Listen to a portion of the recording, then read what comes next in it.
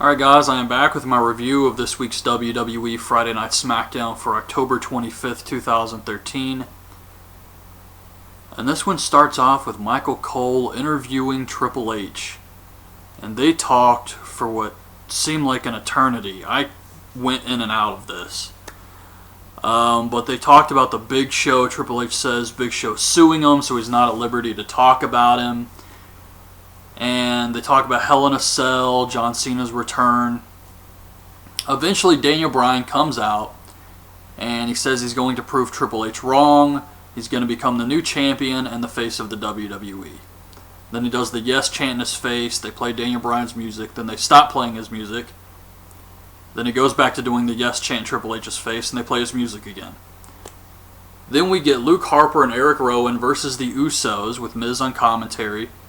And I thought this was good, but then Bray Wyatt stands up, so Miz runs over like he's some badass, and he kicks Bray Wyatt, and then he runs away. Eric Rowan chases after him, and the Usos hit double super kicks on Luke Harper for the win. AJ Lee versus Nikki Bella. Towards the end of this match, Brie Bella just decides to run over and attack Tamina for no reason. And Tamina just kicks her ass. She kicks her in the stomach and throws her into the steps. Just completely kills her. So that was pretty funny. And then AJ makes Nikki Bella tap to the Black Widow. Well, it looks like the Bray Wyatt family caught The Miz. They got him backstage. He's tied up. They wrote the word liar on his chest. Then we get Los Matadors, and I am not kidding you, versus 3MB. Talk about the same shit every week.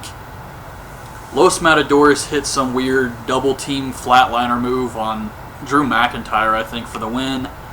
Afterwards, they use the Bull as a battering ram on Jinder Mahal. The Bull hits him with a moonsault.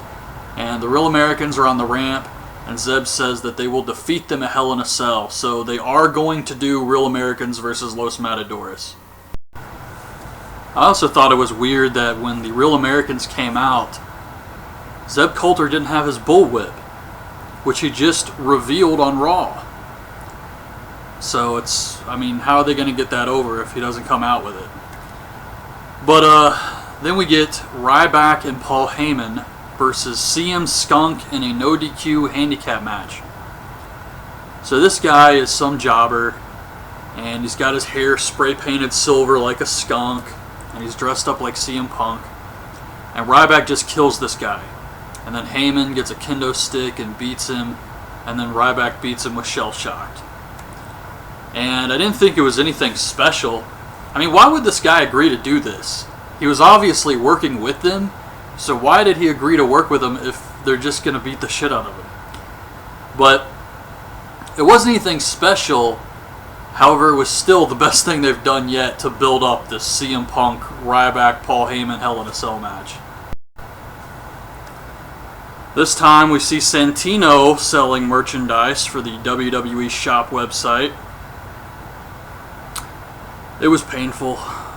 Then we get a promo from Alberto Del Rio. He calls John Cena a gringo again, tells everyone to kiss his ass. And then it's Fandango versus the Great Khali. Natalya's back with Khali. Summer Rae gets on the apron to distract Khali. Natalya pulls her down. Summer Rae slaps her. She chases Summer Rae into the ring, and they start brawling, so the referee throws the match out, and then Khali chops Fandango. This was all very bad. I just finished the show, and man, that was a hell of a main event right there. It's Goldust, Cody Rhodes, Daniel Bryan, and Biggie Langston filling in for The Miz versus The Shield and Randy Orton. And yeah, we've seen it a ton of times, but this was a good match here. Goldust and Cody Rhodes come out with separate entrances again. So I guess WWE came to their senses about that terrible remix. And while I would like for WWE to find a theme that works for both guys, I just don't see it happening. I mean, Goldust has a great theme, but you can't have him come out to that every single week, because it takes the focus off of Cody Rhodes, who's the young talent. So the best way to go about this is just give them separate entrances. And there was a funny spot in this match where Randy Orton gets into the ring and he's beating up Cody Rhodes. And Cody hits him with a high knee and covers him. Orton kicks out, and Michael Cole's like, "Oh, I thought he had him." Really? You thought he had him after a high knee? But the match was really good. The finish is Orton getting ready to RKO Daniel Bryan, but Big E comes up behind Orton.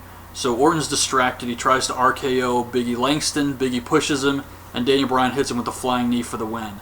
So great finish here. And even though Daniel Bryan did win, and typically the people who win on the last show lose at the pay-per-view, I'm sticking with my prediction that Daniel Bryan is going to become the new champion at Hell in a Cell. And that was SmackDown this week. Overall, it was an average show. It had a great main event, and I also really like watching the Wyatt family and tag matches. But other than that, there wasn't anything really good or special on this show. So that's my review. Hope you guys liked the video. Leave your thoughts on the show in the comments, and thanks for watching.